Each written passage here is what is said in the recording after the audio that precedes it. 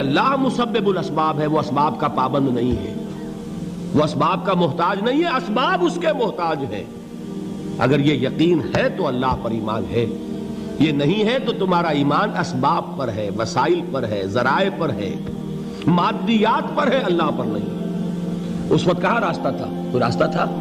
سمندر ہے اور ادھر سے لشکر آ گیا ہے۔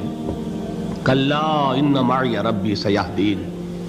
اب دیکھیے ایمان کہہ دینا آسان ہے، ہوا معکم اینما کنتم، جہاں کہیں بھی تم ہوتے ہو اللہ تمہارے ساتھ ہوتا ہے، لیکن اس کا یقین قائم ہو جائے تو زمین و آسمان کا فرق واقع ہو جائے۔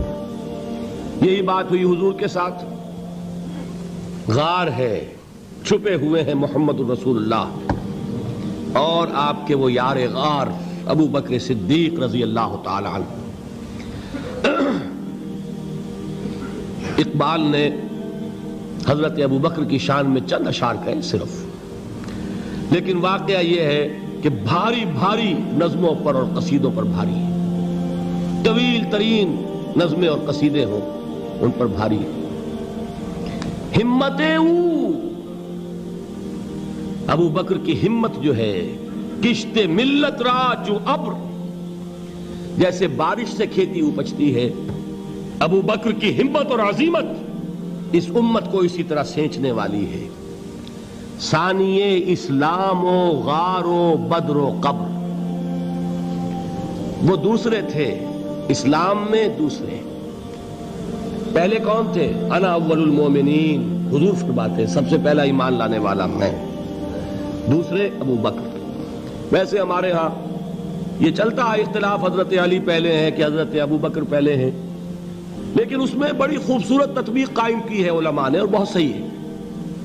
چار کے بارے میں فیصلہ ہی مت کرو کہ کون پہلے ہے، ان کی ایک عجیب تقسیم کر دی ہے۔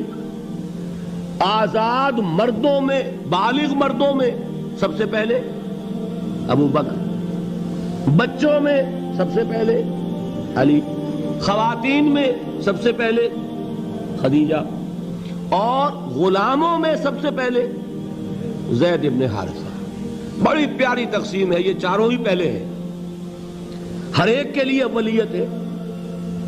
اور واقعہ یہ ہے کہ اگر زمانی اعتبار سے تعین ہوگا تو پہلے خدیجۃ الکبریٰ آئیں گی رضی اللہ تعالی عنہ، کسی اور سے بات کرنے کی نوبت بعد میں آ سکتی ہے، پہلے تو اہلیہ محترمہ سے بات ہوئی، آتے ہی پہلی وحی ہوئی ہے، ابھی تبلیغ کا حکم نہیں تھا۔ کس کو بتایا واقعہ؟ ابھی اپنی نبوت کی تبلیغ کا تو حکم ہی نہیں آیا۔ واقعہ کس کا ہے؟ وہ خدیجہ کا ہے۔ جب کہا ہے کہ خشیت علی نفسی، مجھے اپنی جان کا اندیشہ ہے، تو کیا جواب دیا خدیجہ نے رضی اللہ تعالی عنہا؟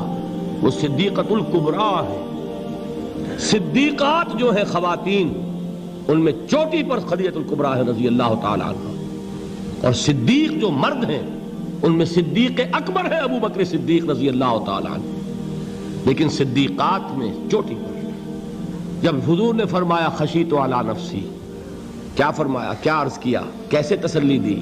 نہیں نہیں، اللہ آپ کو ضائع نہیں کرے گا، آپ غریبوں کے ہمدرد ہیں، آپ مساکین کے تکالیف رفع کرنے والے ہیں، آپ بیواؤں کی سرپرستی کرتے ہیں، آپ مسافروں کی خدمت کرتے ہیں، اللہ آپ کو ضائع نہیں کرے گا۔ یہ یقین ہے اس خاتون کے اندر۔ خیر وہ ایک علیحدہ بات ہو جائے گی۔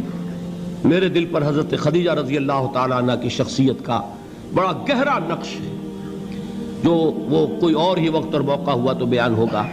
بہرحال اقبال نے ایک مصرے میں جو چار اولیتیں جمع کر دی ہیں، ہمتیں کشت امت را چو ابر، ثانی اسلام و غار و بدر و قبر۔ اسلام میں حضور کے بعد پہلے کون؟ ابو بکر۔ غار میں حضور کے ساتھ کون؟ ابو بکر۔ بدر کی رات اللہ کا رسول سر بسجود، وہ جھاڑ، وہ گھاس پھوس کی جو جھوپڑی بنائی گئی تھی، اور وہاں تلوار ننگی لے کر پہرا دینے والا کون؟ ابو بکر۔ اور اس حجرہ عائشہ میں محمد کے بعد سب سے پہلے دفن ہونے والا کون؟ ابو بکر رضی اللہ تعالی عنہ وصلی اللہ علیہ وسلم۔ وہ جو معاملہ میں سنا رہا تھا غار ثور کا، حضرت ابو بکر بھی حضور کے خیال سے لرز گئے ہیں. آپ کو یاد ہوگا کہ جا کر پہلے تمام جتنے سوراخ تھے انہیں بند کیا ہے. ایک سوراخ رہ گیا تھا جس کو بند کرنے کے لیے کوئی کپڑا نہیں تھا. وہاں اپنی ایڑی رکھی ہے. تب کہا ہے حضور سے تشریف لائیے, اور اپنے زانو پر حضور کو لٹایا ہے. اور وہاں کسی موذی جانور نے کاٹا ہے. حضور کی آنکھ لگ گئی تھی. اس وقت اس بل کے اندر جو بھی بچھو ہے کیا ہے واللہ عالم, اس نے کاٹا ہے. اس کی تکلیف کی وجہ سے ابو بکر کی آنکھوں سے آنسو ٹپک گئے. حضور کے چہرے مبارک پر پڑے ہیں تو حضور جاگے ہیں, معاملہ کیا ہے.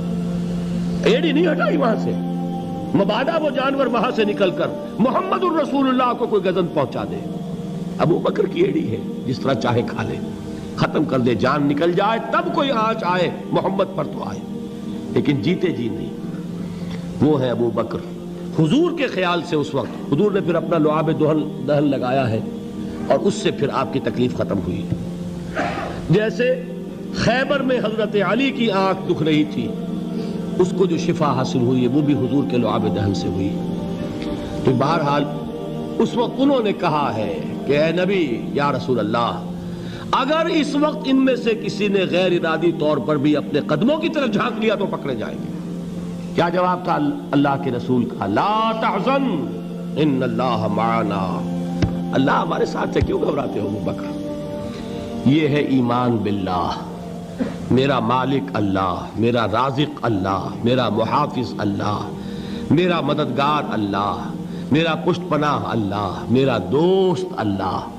یہ دوستی ہے اللہ کی جو لب لباب ہے, حاصل ہے ایمان کا. اسی کا نام ولایت ہے.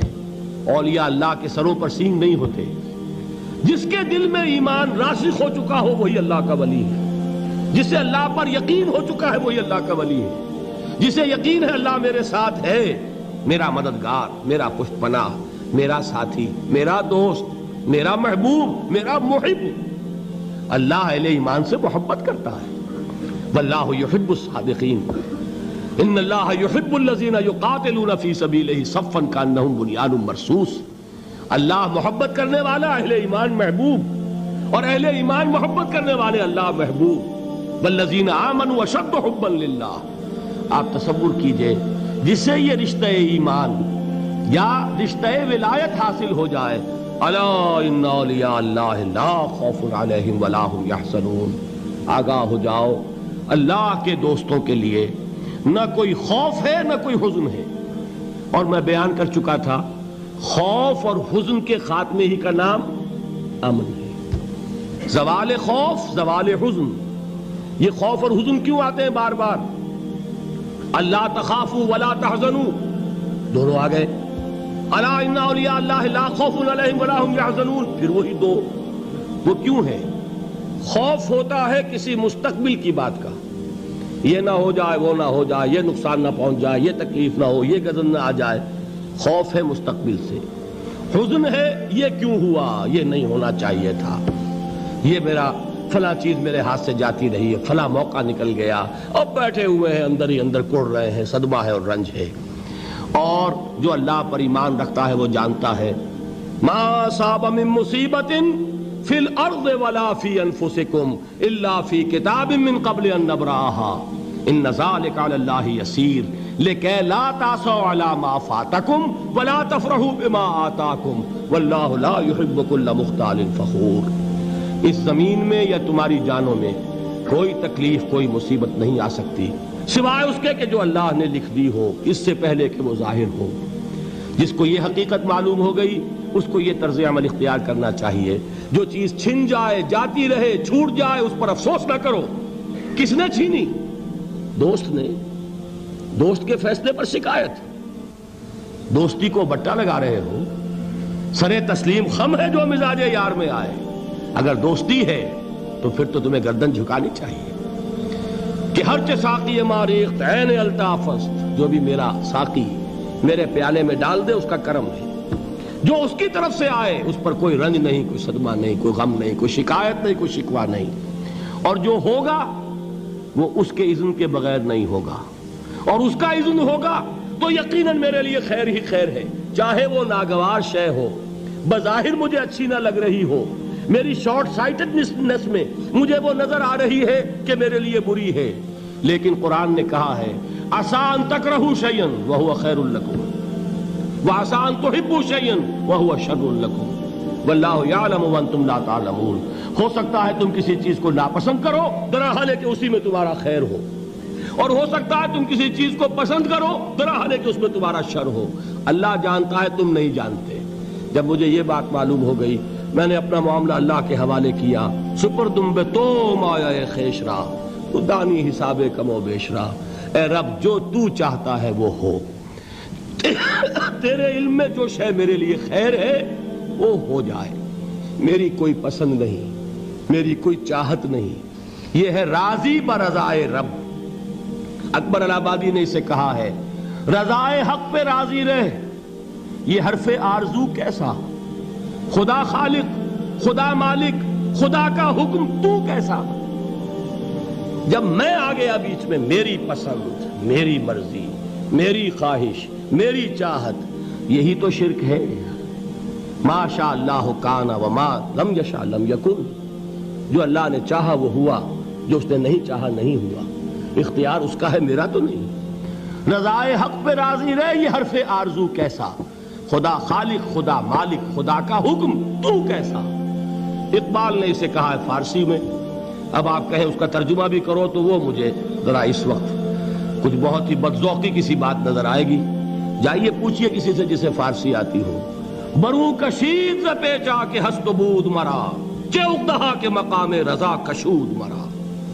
مجھے تو تمام پیچ و خم سے نکال دیا اس مقام رضا نے، میں راضی برضائے رب ہوں، جو فیصلہ اس کا میں اس پر راضی۔